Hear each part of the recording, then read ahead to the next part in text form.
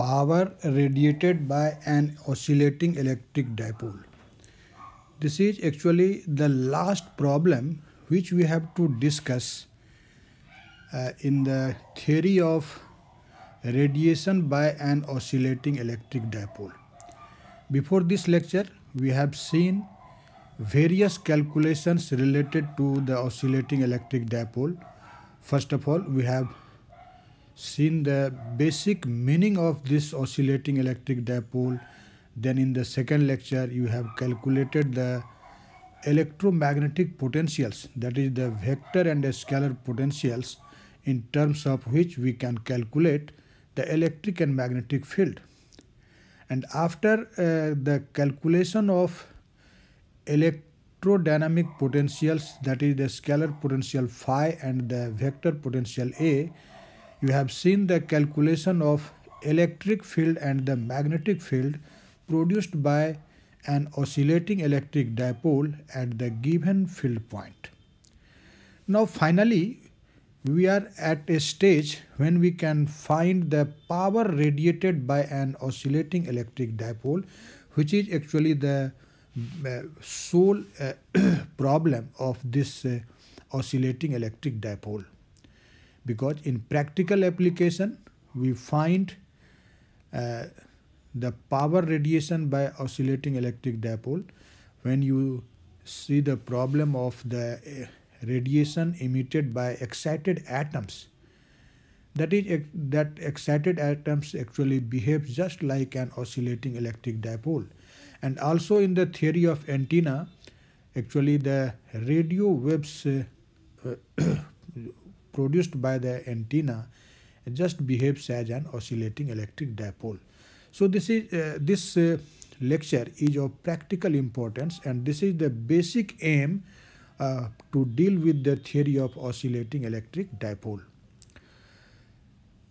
As you know, the power calculation is done in terms of the Poynting vector, and the Poynting vector, which is responsible for power radiation, that depends on actually the radiation field.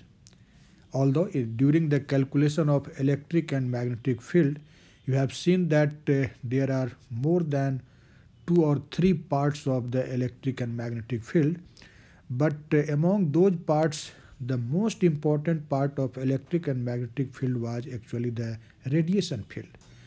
And when you say radiation field, that means the field which is responsible for power radiation. तो इसलिए अगर आप power को discuss करना चाहते हैं तो निश्चित रूप से आपके दिमाग में इलेक्ट्रिक और मैग्नेटिक फील्ड का वह एक्सप्रेशन जिसे आप कहते हैं रेडिएशन फील्ड, वो रहना चाहिए. तो आप प्रीवियस लेक्चर में पढ़ चुके हैं कि रेडिएशन फील्ड क्या होता है. दैट इज इलेक्ट्रिक फील्ड जो रेडिएशन पार्ट है, या जो उसको आप कहते हैं रेडिएशन इलेक्ट्रिक फील्ड, और मैग्नेटिक फील्ड का रेडिएशन पार्ट, दैट इज कि रेडिएशन मैग्नेटिक फील्ड. हम लोग उस एक्सप्रेशन को निश्चित रूप से रिकॉल करेंगे. तो हमने आपके सुविधा के लिए, आपके कन्वीनियंस के लिए यहाँ पर एक्सप्रेस किया है वैसे फील्ड को. ऐसे प्रीवियस लेक्चर में जब हम रेडिएशन फील्ड लिखते थे तो ई में आर सबस्क्रिप्ट लगा के लिखते थे, इसलिए कि वहाँ हम दूसरे फील्ड की भी बात करते थे. लेकिन इस लेक्चर में हम केवल स्पेसिफिक रूप से रेडिएशन फील्ड की बात करने जा रहे हैं, इसीलिए ई आर सबस्क्रिप्ट लगाना जरूरी नहीं है.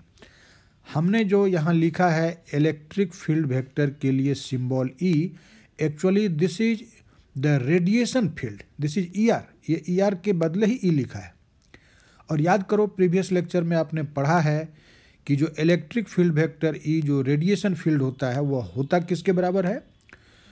तो retarded P double dot sine theta divided by 4 pi epsilon not C square times R into N theta hat. Okay, याद आ रहा है? ये फॉर्मूला आपने पढ़ा है.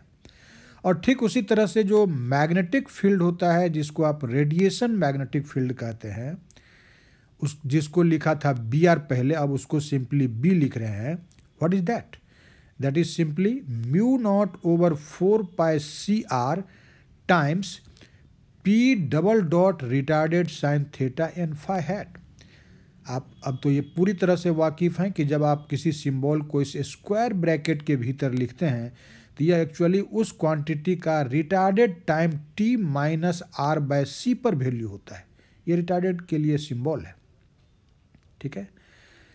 अब देखिए, अगर आप मैग्नेटिक फील्ड B को जानते हैं तो उसके करस्पॉन्डिंग जो मैग्नेटिक फील्ड का इंटेंसिटी होता है जिसे हम H सिंबल से डिनोट करते हैं।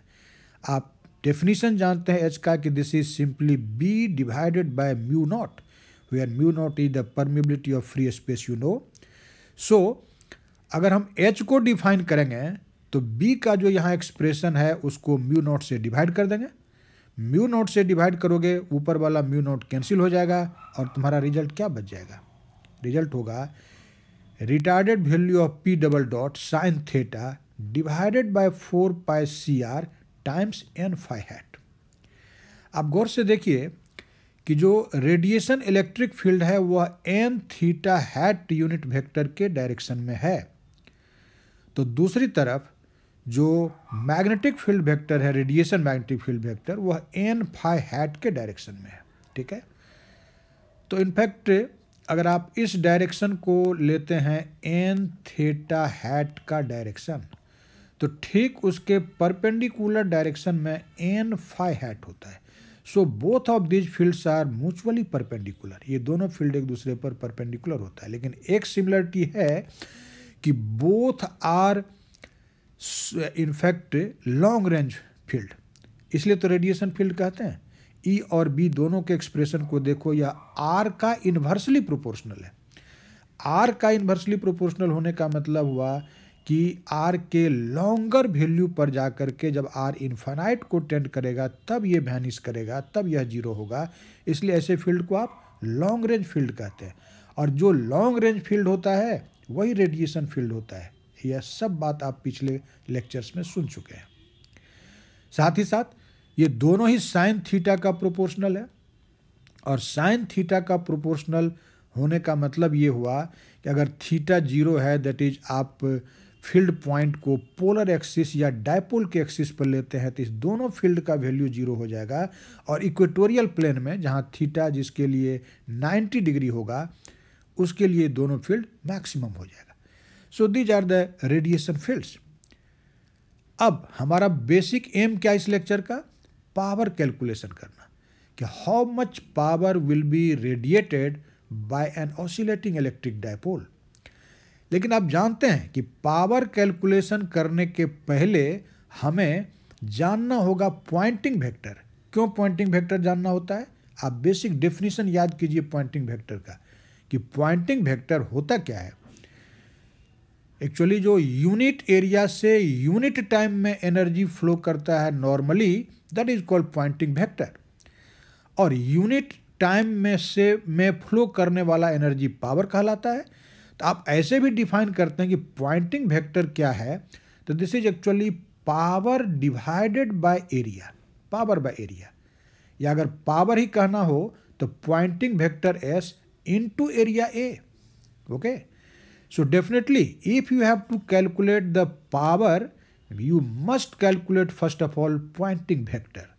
अगर आप पावर जानना चाहते हैं तो आपको पहले क्या निकालना होगा? पॉइंटिंग वेक्टर, और तब पॉइंटिंग वेक्टर कैलकुलेशन के बाद आप S और A के प्रोडक्ट से पावर कैलकुलेशन कर सकते हैं। सो प्लान क्या है, कैसे हम आगे बढ़ेंगे, कैसे प्रोसीड करेंगे, कैसे कैलकुलेशन करेंगे, आप समझ सकते हैं कि पॉइंटिंग वेक्टर निकालो और फिर पॉइंटिंग वेक्टर और एरिया वेक्टर के प्रोडक्ट से तुम क्या करोगे? फाइंड आउट कर लोगे total power. So let us see how we can find the Poynting vector. आप जानते हैं कि the basic definition, quantitative definition of Poynting vector is what? This is S equal to E cross H। Okay, ये तो basic definition है। अब जरा ध्यान से देखिए कि आपने E और H दोनों डिफाइन किया है यहाँ पर, प्रीवियस लेक्चर में आप पढ़े हैं। अगर इस दोनों एक्सप्रेशन को अब का हम क्रॉस प्रोडक्ट लेंगे, गौर से देखो, P डबल डॉट रिटार्डेड दोनों जगह है, तो P डबल डॉट रिटार्डेड का स्क्वायर हो जाएगा। साइन थीटा दोनों जगहों पर है, इसका स्क्वायर हो जाएगा। नीचे में डिनोमिनेटर में ई के एक्सप्रेशन में है 4 pi epsilon not C square R और एच के एक्सप्रेशन में है 4 पाई सी आर। तो ये दोनों जब मल्टीप्लाई होगा तो क्या मिलेगा, 16 pi square epsilon not C cube into R square. लेकिन ये जो यूनिट वेक्टर्स है एन थीटा हैट और एन फाई हैट, इसका वेक्टर प्रोडक्ट हो जाएगा, क्रॉस प्रोडक्ट हो जाएगा। So you can see E cross H will be equal to P double dot retarded square sine square theta over 16 pi square epsilon not R square C cube times N theta hat cross N phi hat. Okay, can you say what will be an theta hat cross N phi hat? Just सोचो, जैसे अगर हम कहें कि जे cross के क्या होता है यूनिट कार्टेशियन कोऑर्डिनेट में, जे क्रॉस के आप जानते हैं कि दिस इज आई, तो वैसे ही स्फेरिकल पोलर कोऑर्डिनेट का ये जो यूनिट वेक्टर्स है N theta hat cross N phi hat, that will be equal to N R hat. Okay, N theta hat cross N phi hat is equal to N R hat. So, the expression for pointing vector S is what?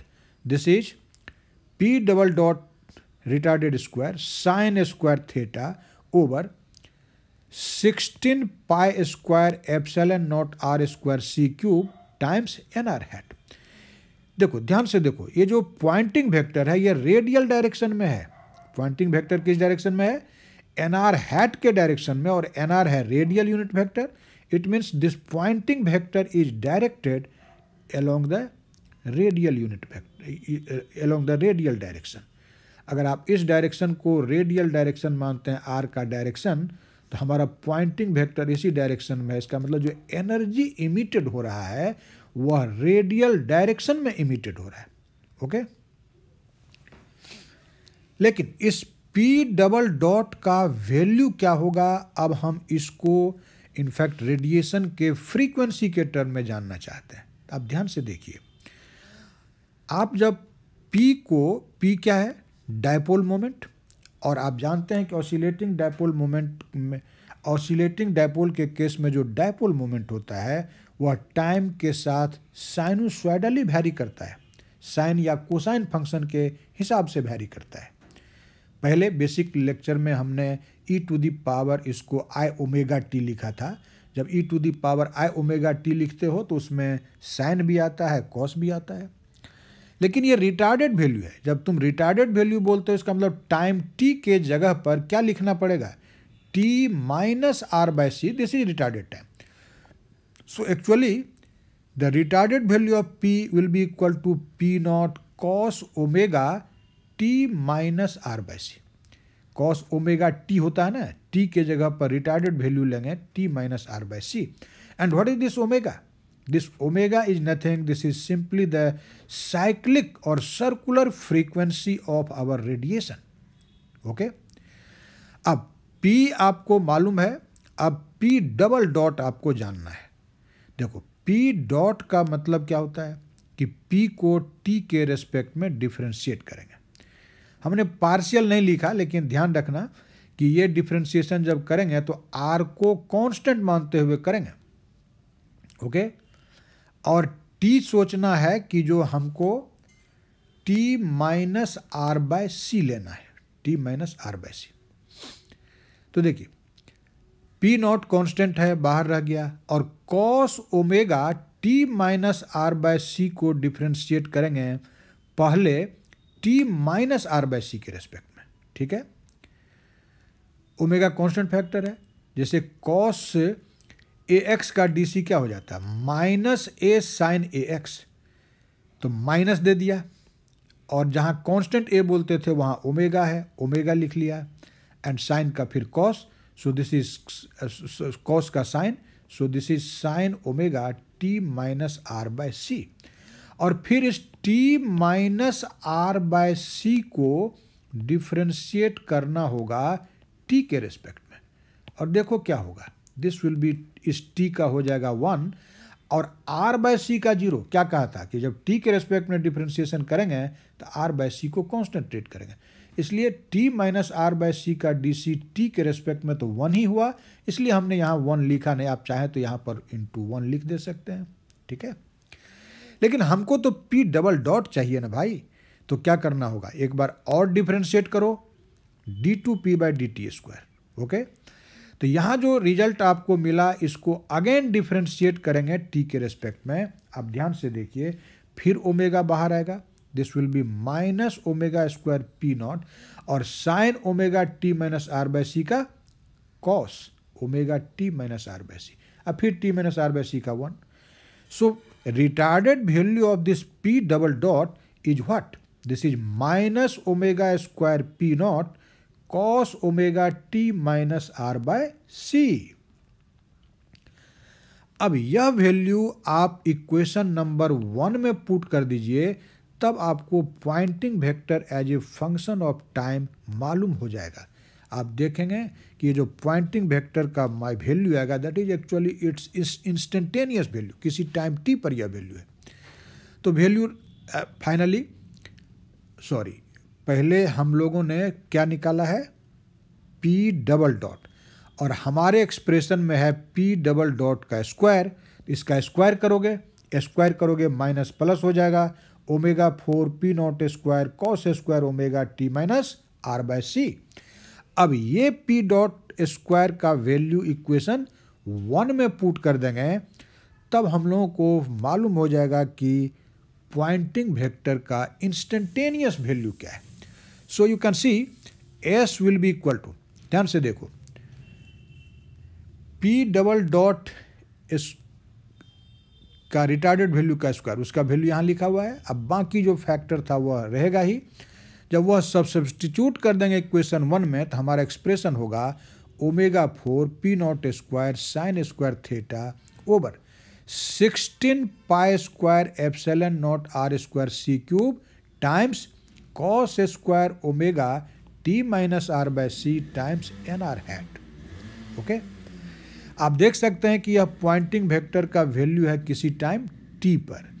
It means it is called the instantaneous value of Poynting vector. Meaning यह है कि this Poynting vector is different at the same position at different time. एक ही जगह पर अलग अलग समय पर पॉइंटिंग वेक्टर का अलग अलग वैल्यू होगा। इसलिए पावर कैलकुलेशन अगर करना है तो हमें उसके पहले सोचिए कि हमको एवरेज पावर ही तब निकालना होगा टोटल पावर जानने के लिए, क्योंकि ये तो टाइम डिपेंडेंट है, और जो भी क्वांटिटी वेरिएबल होता है टाइम डिपेंडेंट या पोजीशन डिपेंडेंट होता है, हमेशा उसका हम लोग एवरेज वैल्यू डिफाइन करते हैं। So first of all power calculation के पहले हम लोग क्या करेंगे, average value of this Poynting vector S we will define, okay. So देखो ये एवरेज का साइन है, average value of S what will be this. इसमें वेरिएबल क्या है, वेरिएबल है आपका cos square omega T minus are by c. इसलिए सारा फैक्टर तो ज्यों का त्यों रहा, that is omega 4 P not square sine square theta by 16 pi square epsilon not R square C cube. अगर आप एस का एवरेज लेना चाहते हैं तो आपको cos square omega T minus are by c का एवरेज वैल्यू लेना पड़ेगा।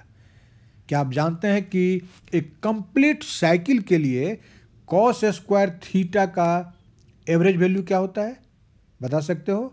डेफिनेटली आपको बताना चाहिए, this is 1/2। Sign square theta का भी एवरेज वैल्यू होगा 1/2 फॉर ए कंप्लीट साइकिल, या उससे लॉन्गर टाइम। कैसे होगा ये थोड़ा सा हमने यहाँ बताया भी है, पर इसके पहले हमने यह वैल्यू लिख दिया 1/2। आप दो तरह से समझ सकते हैं कि cos square omega T minus are by c का एवरेज वैल्यू 1/2 होगा। बोलो कॉस स्क्वायर थीटा का मिनिमम वैल्यू क्या होगा? 0। कॉस थीटा का मिनिमम वैल्यू -1 होता है, लेकिन कॉस स्क्वायर थीटा का मिनिमम वैल्यू 0 होता है। किसी भी परफेक्ट स्क्वायर का मिनिमम वैल्यू 0 ही होगा, क्योंकि अगर तुम कॉस थीटा -1 लेते हो, स्क्वायर करोगे तो +1 हो जाएगा, मैक्सिमम वैल्यू हो जाएगा। इसलिए उसका मिनिमम वैल्यू है 0, और cos square omega T minus are by c का मैक्सिमम वैल्यू क्या होता है? 1। तो अगर आप मिनिमम और मैक्सिमम को जोड़ दें, 2 से डिवाइड कर दें, मतलब मैक्सिमम मिनिमम का एरिथमेटिक मीन ले लें, तो that will B 1/2. So the average value of cos square omega t minus r by c for the complete cycle is equal to 1/2. ऐसे इस एवरेज को फाइंड आउट करने का जो रिगरस मेथड है वो है इंटीग्रेशन के जरिए, जो आप सामान्य तौर पर जानते हैं. देखो, अगर cos square omega T minus are by c का कंप्लीट साइकिल मतलब एक time period, complete time period या उससे ज़्यादा समय, उसके लिए एवरेज जानना है तो क्या करेंगे? cos square omega T minus are by c का जितना वैल्यू होगा इस इंटरवल में 0 से टाइम पीरियड कैपिटल टी तक, सबको जोड़ेंगे. और जोड़ने का मतलब इंटीग्रेट करना. समेशन ही तो है इंटीग्रेशन, क्योंकि इसका कंटिन्यूअस वैल्यू है. सारे वैल्यू का सम जानना चाहोगे तो cos square omega T minus are by c को इंटीग्रेट कर देंगे टाइम के रिस्पेक्ट में, और फिर टोटल टाइम इंटरवल टी से डिवाइड कर देंगे. तो integral 0 to t cos square omega T minus are by C D T divided by T is the time period. अब हमने इस इंटीग्रेशन को यहाँ सॉल्व नहीं किया. This is homework for you. This is just a simple integration. आप इस integration को सॉल्व कीजिएगा. ध्यान रखिएगा कि t जो टाइम पीरियड है उसका मीनिंग है 2 पाई बाय ओमेगा, क्योंकि हमारे इस फंक्शन में ओमेगा है. तो या तो ओमेगा को लिख दो 2 पाई बाय टी, या लिमिट ही जो t है उसको बदल के कर दो 2 पाई बाय ओमेगा. फिर इंटीग्रेशन करके देखना, तुमको रिजल्ट आएगा 1/2. मतलब कहने का यही है कि cos square omega T minus are by c का एवरेज वैल्यू 1/2 होता है. अगर आप साइन के टर्म में भी इक्वेशन लिखते p का, p बराबर p not sine omega T minus are by c, तब भी यही रिजल्ट आता. उससे फर्क नहीं पड़ता है, क्योंकि sine square omega T minus are by c का भी एवरेज वैल्यू 1/2 ही होता है. Okay, so the average value of Poynting vector s will be what? This is omega 4 p naught square sin square theta over 16 pi square epsilon naught r square c cube into 1/2 nr hat. ठीक है, अब देखो 1/2 और यहाँ है 16, so this will be 32. तो सब कुछ सेम रहा, केवल नंबर बदल के अब लिख दिया 32. तो this is the average value of Poynting vector. This is also an important result. आप देख सकते हैं कि ये जो पॉइंटिंग वेक्टर का एवरेज वैल्यू है यह साइन स्क्वायर थीटा का प्रोपोर्शनल है. साइन स्क्वायर थीटा का प्रोपोर्शनल है.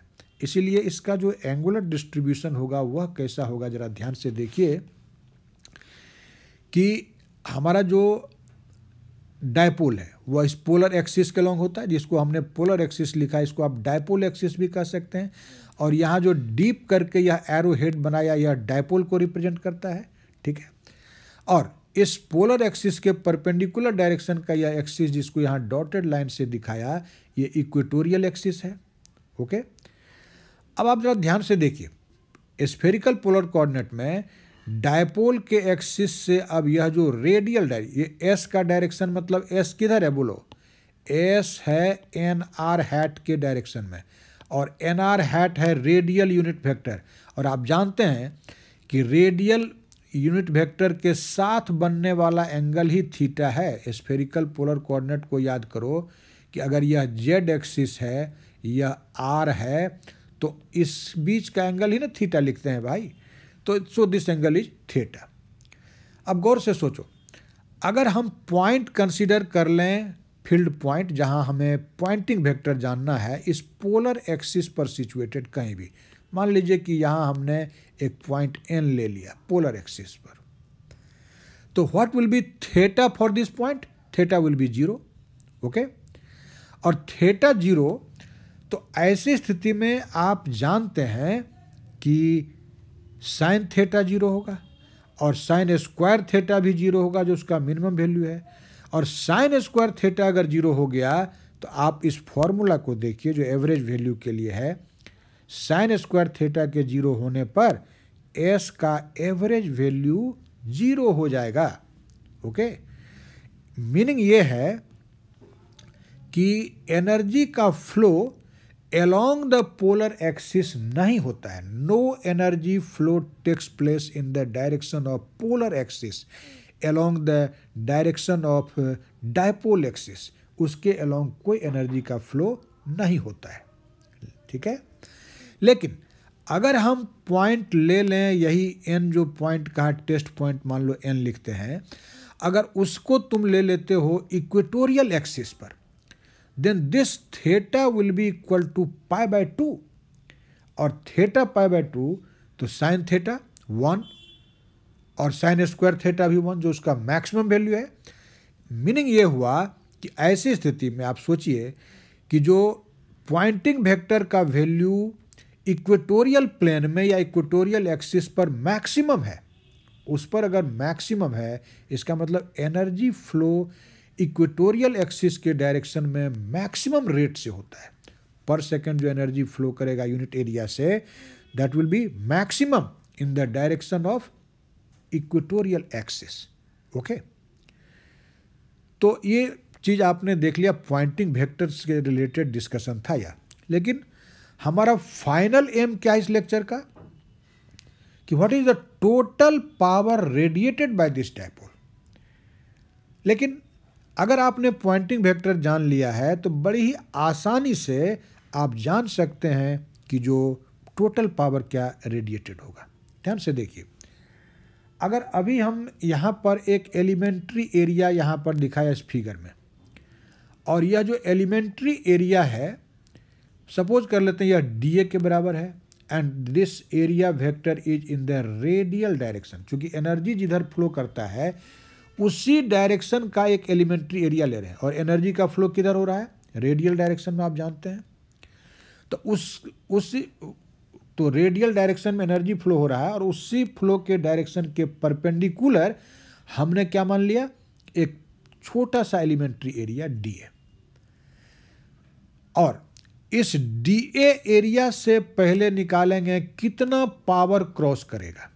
और अभी आप जानते हैं डेफिनेशन जो पॉइंटिंग वेक्टर का है, उस हिसाब से आप जानते हैं कि power flowing through unit area ही पॉइंटिंग वेक्टर होता है. तो जब हम पावर निकालेंगे तो पॉइंटिंग वेक्टर को मल्टीप्लाई कर देंगे एरिया से. ओके, और पॉइंटिंग वेक्टर का एवरेज वैल्यू ले लो, यहाँ एवरेज का साइन लगाइए, ज़्यादा उपयुक्त होगा. सो आप एवरेज लगा दीजिए. ठीक है, तो एलिमेंट्री एरिया से पास करने वाला power dP, this will B S average dot dA.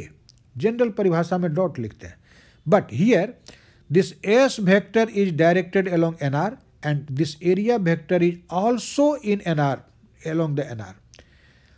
तो NR डॉट NR1, जैसे I dot I1, J dot J1, K dot K1, वैसे ही NR डॉट NR क्या होगा, 1. So this will be actually the magnitude of the average value of pointing vector into elementary area dA. ठीक है, अब देखिए, आप S को जानते हैं, S को जान रहे हैं ना, S एवरेज वैल्यू जान चुके हैं. और जो एलिमेंट्री एरिया है, ध्यान दो कि हमारा जो कैलकुलेशन है that will be easier in spherical polar coordinate system. तो इस एलिमेंट्री एरिया का, या इसको हम लोग सरफेस एलिमेंट कहते हैं, स्फेरिकल पोलर कोऑर्डिनेट में जो एक्सप्रेशन होता है वह पुट करेंगे और एस का भी वैल्यू पुट करेंगे, तब डीपी निकलेगा. लेकिन अगर आप टोटल पावर कितना रेडिएटेड होगा उसे जानना चाहते हैं तो इस डीपी का इंटीग्रल ले लेंगे, जो भी वेरिएबल आएगा उसके कंप्लीट लिमिट के लिए. ओके, सो आप देखिए, टोटल पावर जो रेडिएटेड होगा that will be simply integral of S DA. अब एस का मतलब वही एवरेज वैल्यू जो लिखते हो, सब जगह एवरेज का साइन दे सकते हो, वह है एवरेज वैल्यू ऑफ एस. आप जानते हैं this is omega 4 P not square sine square theta divided by 32 pi square epsilon not R square C cube. Okay, and area जो एलिमेंट्री एरिया है डीए, स्फेरिकल पोलर कोऑर्डिनेट में उसका value क्या होता है, R square sine theta D phi. ये आपको याद रखना होगा। और यह हुआ कैसे या कैसे यह फॉर्मूला आया, अगर ये तुम जानना चाहते हो तो तुम YouTube पर मेरा जो मैथमेटिकल फिजिक्स का वीडियोज है उसमें कर्वलिनियर कोऑर्डिनेट से रिलेटेड वीडियो को देखो। वहाँ पर DA R square sine theta D phi होगा। ये आपको मिलेगा कि यह कैसे हुआ, इसको निकाला हुआ है, लेकिन अभी तो आपको याद रखना है। अब आप जरा ध्यान से देखिए, यह जो आर स्क्वायर है और यह आर स्क्वायर कैंसिल हो गया। तो इंटीग्रल के भीतर अब दो ही वेरिएबल है, और वो वेरिएबल है एक थीटा और दूसरा है फाई। इसलिए थीटा और फाई के लिमिट के लिए इंटीग्रेशन होगा। आप जानते हैं कि स्फेरिकल पोलर कोऑर्डिनेट में फाई 0 से 2 पाई तक वैरी करता है, लेकिन जो थीटा का लिमिट होता है वह होता है 0 to पाई। इसलिए इंटीग्रल पर लिमिट दे दिया, फाई 0 to 2 पाई और थीटा 0 to पाई। ओके, अब कांस्टेंट फैक्टर को इंटीग्रल के बाहर करिए, omega 4 P not square 32 pi square epsilon not C cube and integral 0 to 2 pi D phi. And इधर देखो sine square theta into sine theta, that will be sine cube theta D theta. Okay, अब D phi का integral phi, limit है 0 to 2 pi, limit put करोगे तो हो जाएगा 2 pi. So this is omega 4 P not square 32 pi square epsilon not C cube into 2 pi. Okay, अब sine cube theta को integrate करना है। तो आप सिंपली ट्रिग्नोमेट्री से जानते हैं कि जो साइन क्यूब थीटा को तुम क्या लिख सकते हो, sign square theta into sine theta लिख सकते हैं। ओके, और साइन स्क्वायर थीटा को 1 माइनस कॉस स्क्वायर थीटा लिख सकते हैं, और जो साइन थीटा बचा हुआ है ही नहीं। अब यहाँ पर आप जब इंटीग्रेशन करेंगे तो साइन थीटा सब मल्टीप्लाई करो, तो पहला टर्म हो जाएगा साइन थीटा डी थीटा का इंटीग्रल। ओके, और दूसरा होगा integral cos square theta sine theta D theta, है कि नहीं। अब इसको इसका इंटीग्रेशन तो आप डायरेक्ट बोल सकते हैं कि this will be minus cos theta. तो देखो यहाँ लिख दिया माइनस कॉस थीटा लिख दिया, लेकिन cos square theta sine theta D theta का इंटीग्रल पहले भी आपको बता चुके हैं टेक्निक। क्या टेक्निक फॉलो करेंगे, इसको लिखेंगे कॉस स्क्वायर थीटा माइनस शुरू में लगा दो और D cos theta, D cos theta. बोलो डी कॉस थीटा का मान क्या होगा, minus sign theta D theta. अब माइनस हम पहले लिख चुके हैं तो प्लस हो जाएगा कि नहीं, इसलिए आप माइनस लगा दीजिए और यहाँ लिखिए डी कॉस थीटा। तो ध्यान से देखो कि कॉस स्क्वायर थीटा को अब कॉस थीटा के रेस्पेक्ट में इंटीग्रेट करना है। तो this is just in the form of x to the power n। अगर कॉस थीटा को x मान लें तो बोलो यह क्या होगा, minus x square d x, और एक्स स्क्वायर डी एक्स का इंटीग्रल क्या लिखेंगे, एक्स क्यूब बाय 3। क्या लिखेंगे, एक्स क्यूब बाय 3। फिर एक्स का मान बैठा दो तो क्या हो जाएगा, minus cos cube theta by 3 minus. लेकिन पहले से भी जो आपका माइनस है कॉस स्क्वायर के पहले, है कि नहीं, तो उसके कारण यह प्लस हो जाएगा, इसलिए हो गया plus cos cube theta by 3। अब लिमिट पुट करना है, सिंपल सी बात है, पाई रखेंगे थीटा के जगह पर होगा -1, लेकिन माइनस लगा हुआ है, दैट विल बी +1। फिर इसमें भी पाई रखेंगे तो cos cube pi, that will B -1। सो 1 -1/3। ध्यान से देखिए, लिमिट पुट कर रहे हैं, दिस इज 1 -1/3। फिर माइनस करके लोअर लिमिट पुट करना है। लोअर लिमिट क्या रखेंगे, 0।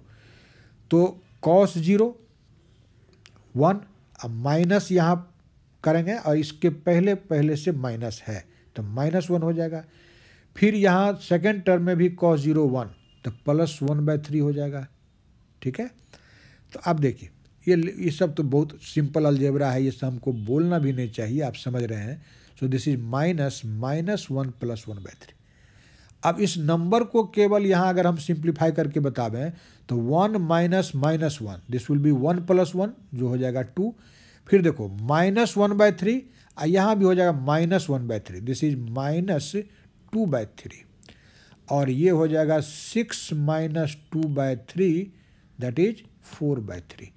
तो जब इस सारे नंबर को सिंप्लीफाई करो जो स्क्वायर ब्रैकेट के भीतर है, तो ऐसी स्थिति में आपको क्या आ जाएगा, 4/3। नंबर क्या आ गया, 4/3। ओके, अब 4/3 आ गया, 4 से इसको कैंसिल कर दो, यहाँ पर 4 हो जाएगा।